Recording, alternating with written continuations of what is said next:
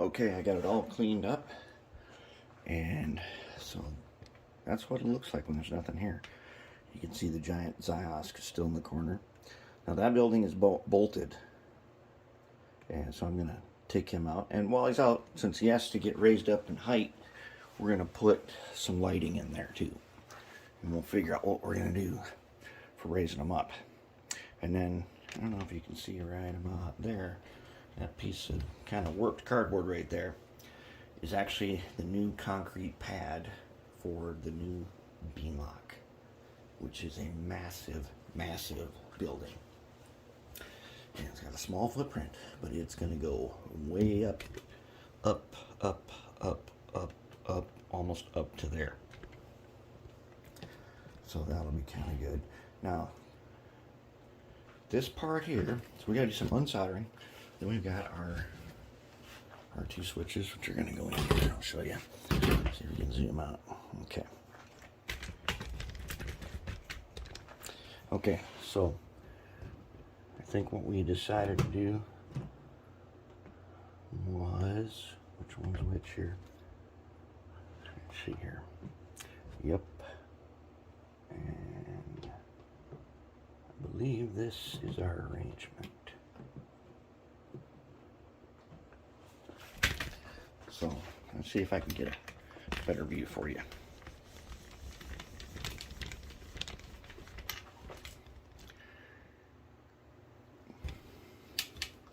Okay, so if you're coming in from this middle track here, you can switch left or right.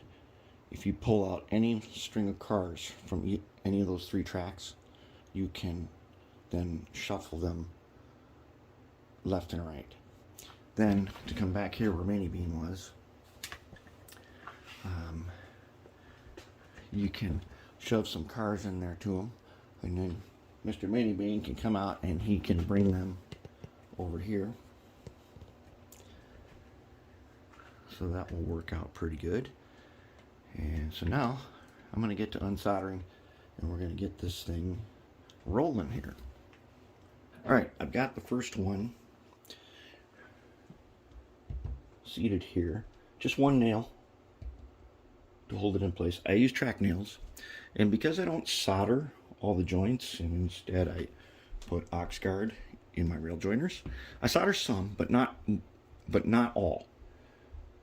And back here it wasn't necessary, so the track is easy to take out. Just a few wires to unsolder, and I might put a couple extra feeders, only because we made these switches so that they can receive power anywhere. I kind of want a double set of feeders on them to give me more, gives you more, it gives you less resistance when you do more feeders, is what it does. And so it's looking pretty good right there. Now what we got to do, so we got to trim back this flex track so that we can get this one in here. And then we got to make a piece to connect on to the other piece. So that shouldn't be too tough. And we'll get right on that. Okay, I've got the switches roughed in. And I got a couple of track nails in them to hold them. I put in a joiner piece here. And what I want to do is let's zoom in on that. Let's zoom in on that, guys, so I can tell you about it. Okay. There is a piece of brass extract that it looks all dirty and everything, but it was treated with ox guard like 5 years ago. It is perfectly good to go. I trimmed it and put it in there. And we're going to talk about how this is joined here in just a second. The next section, the next piece to put in is this piece here that I've kind of tacked down. Okay, I got to make a cut here.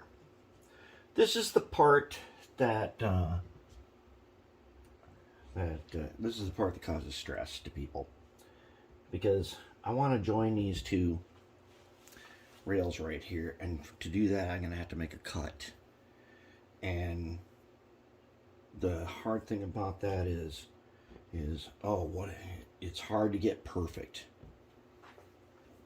right? So what I'm telling you right now, you don't need to be perfect.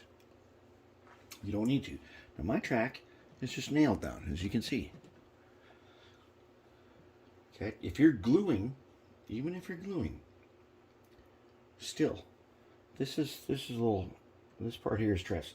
What if you cut too much? They don't join up. If you don't cut enough, then you got to trim, all those things. So here's the thing. It shouldn't be exactly perfect for the simple reason is that if I made it perfect today, time, temperature, humidity could totally undo that perfection and cause a kink that may be really hard to deal with. So what I want to do is I just want to get it in there so that it joins up with some joiners and just enough slack in it, because this track back here, it runs into a dead end over there. I could tap the end of those rails and tap it in so that's all perfect, but it doesn't really matter because I don't know how it's going to react over months and years of changes in temperature and humidity. So I want some kind of slack in there. That's why I don't solder these. Instead, I load up my rail joiners with a little ox guard. I clean the tips of the rails and I put the ox guard in the joiners and I join them up and they stay good basically forever. They're just good, and I don't have to worry about it then. And then temperature changes and humidity don't factor into it. The rails got plenty of slack to move back and forth. That's what we want. Okay, so now how am I going to do this? How am I going to do this cut here? So what I'm going to do is line this up, and because I am now setting a rail on top, even if I line it perfect and cut it, it is going to it's still not going to be, there's a ramp effect here.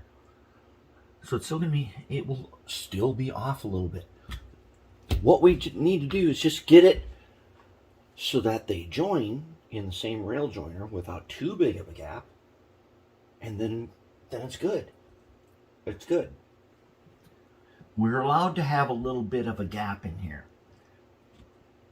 So let's go ahead, and I'm going to take a triangle file to mark my cutting spots. I'm just going to eyeball them. I'm going to say this one. Eyeball over here. And I'll say that. Okay. Now I've got a mark. I'll take my Xeron cutters. Now I want the flat side of the Xeron cutter needs to be towards the good side of the rail. Okay, this makes the flat side makes the flat end on it, and this side here, it'll have the not good end. And if I get in here, I want to line it up just right with my little scratch and oops. There. Yeah, there's going to be a gap there. Ooh, it's not too big. Okay. There is going to be a gap, that's for sure. Let's check this again.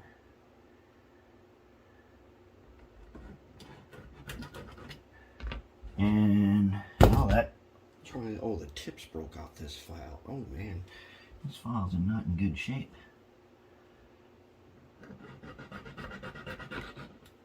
Okay, so we're gonna have to cut this one backhand, aren't we? Oh no, we're not, because it's up against the wall. So let's get on in here. All right, first we want to nip through the tie.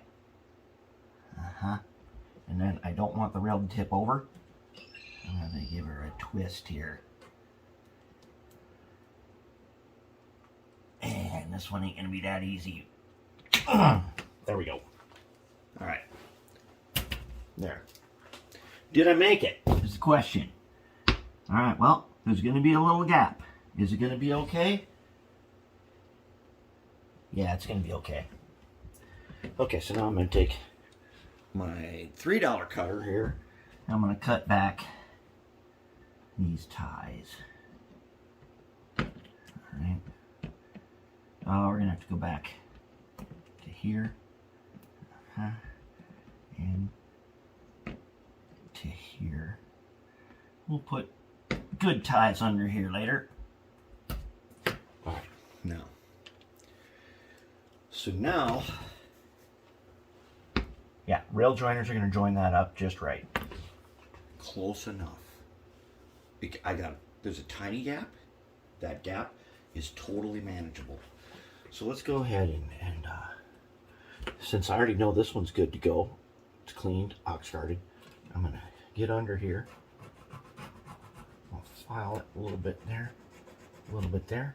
I'm gonna file it a little bit here, a little bit here. That's where the ox guard is gonna touch brand new bare metal. And then I'm gonna go ahead and take my ox guard and my paintbrush. A little bit on there. All right. Just take a couple rail joiners.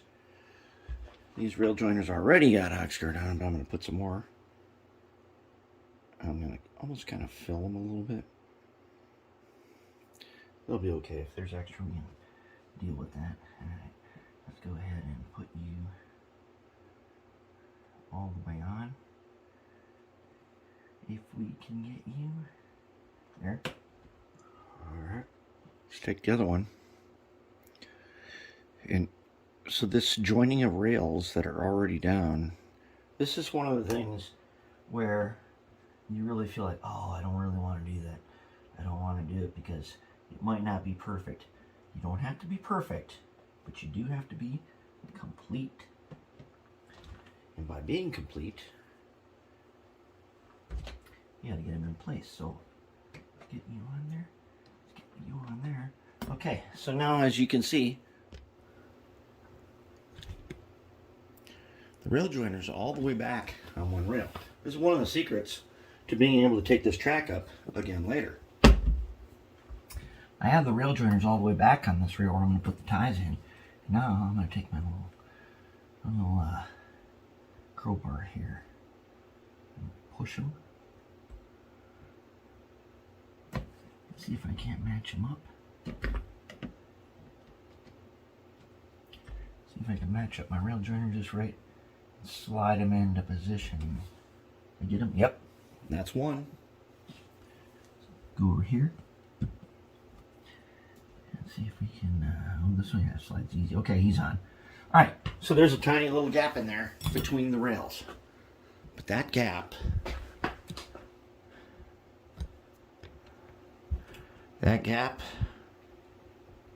right there, totally acceptable. And we're not soldering them. So this gap here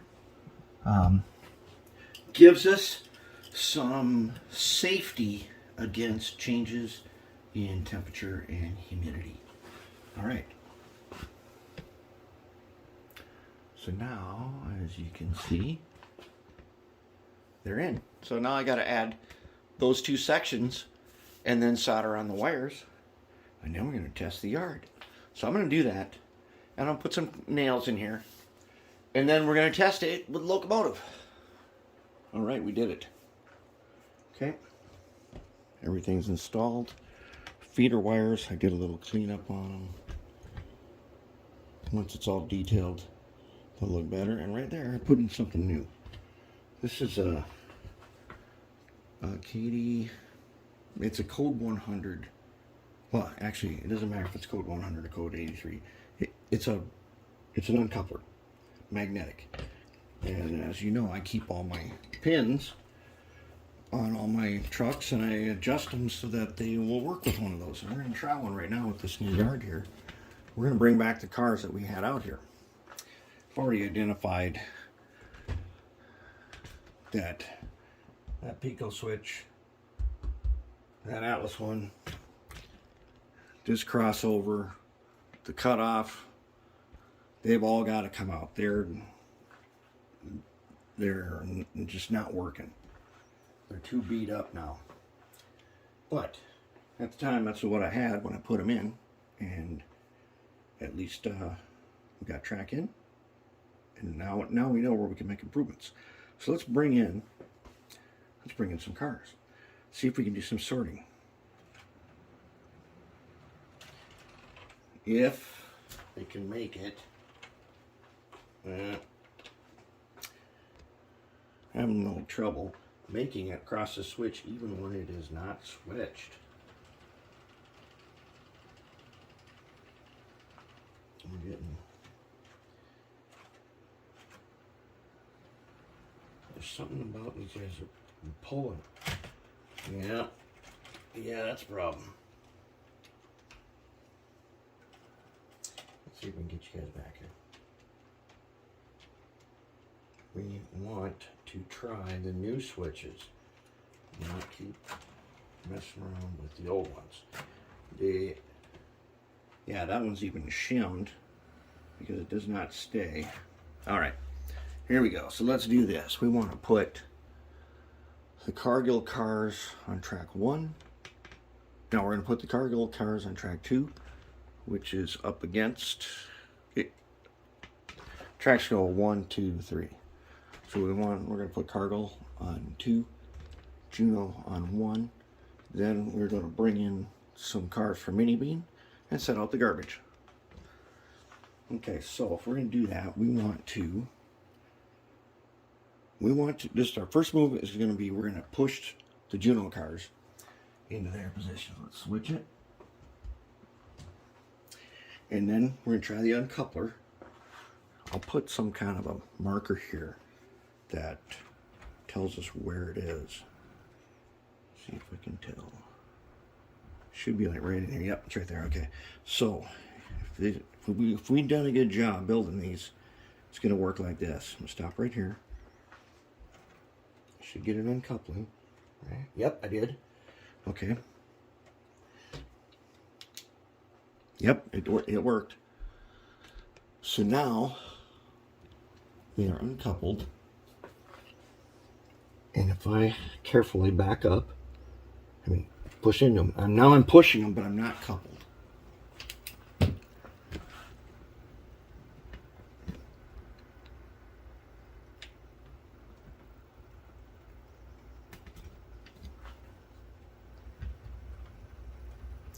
If I'm done this right, I can leave these guys down here without having to go down there now.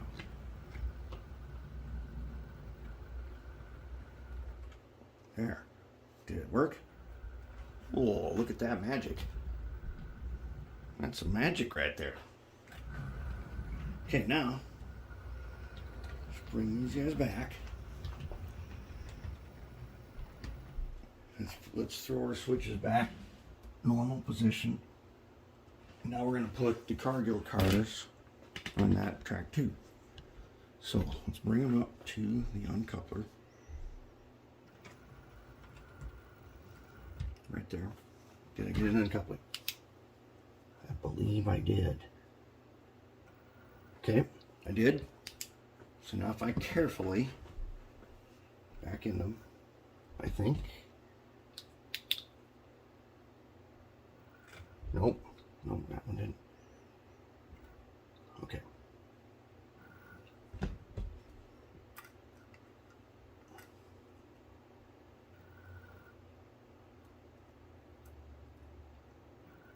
Yeah, got him.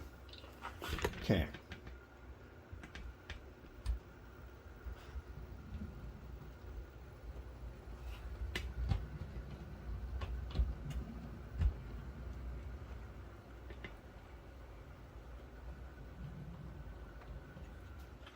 There we go.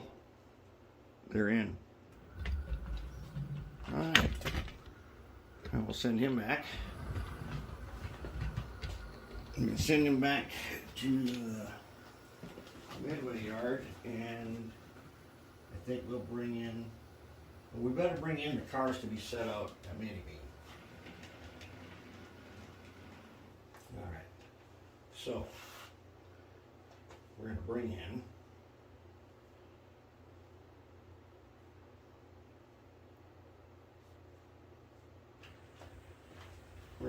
from the old ice. I don't know if we can actually do this with the switches that are out here. We're going to have to go over these guys, and they don't like to do anything. Here comes the RS11. Hold it. Oh, I have them selected twice. No wonder why. Okay, let's try again. Should come in. That one's got the new motor in it.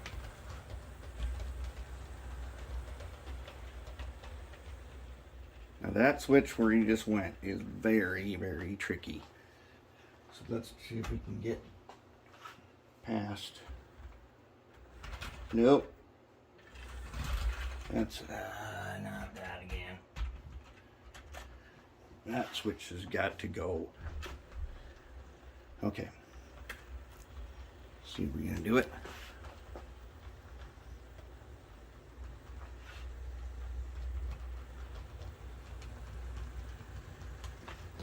Oh yeah, that's right. This is gonna be a tricky move. We made it from old ice, but now he's got some torque. He really got some torque on this one. Okay, I want to get him.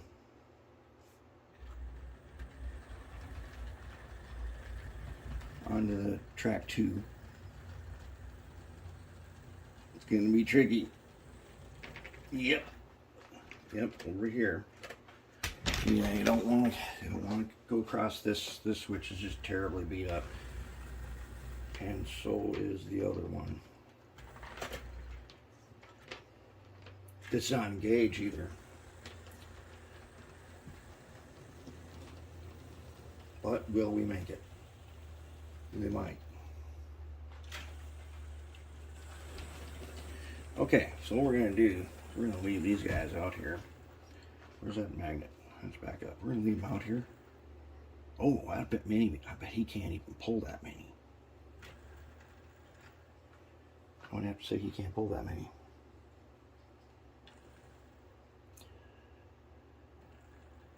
Let's see where we're going to go with this guy. We're going to put him.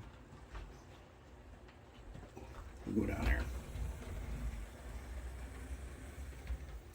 Okay, let's get Minnie Bean out of here.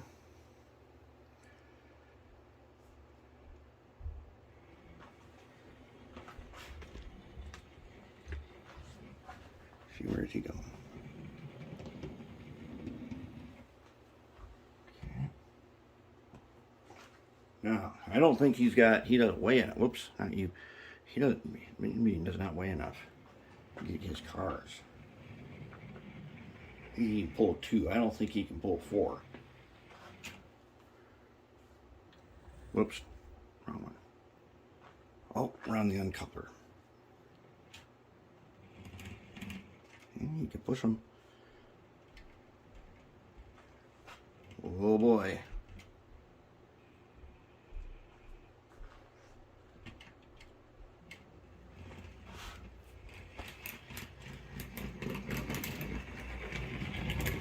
Holy, I can't believe he did that. He did it. Can we clear the switch? Yes, we can. Wow. I'm impressed.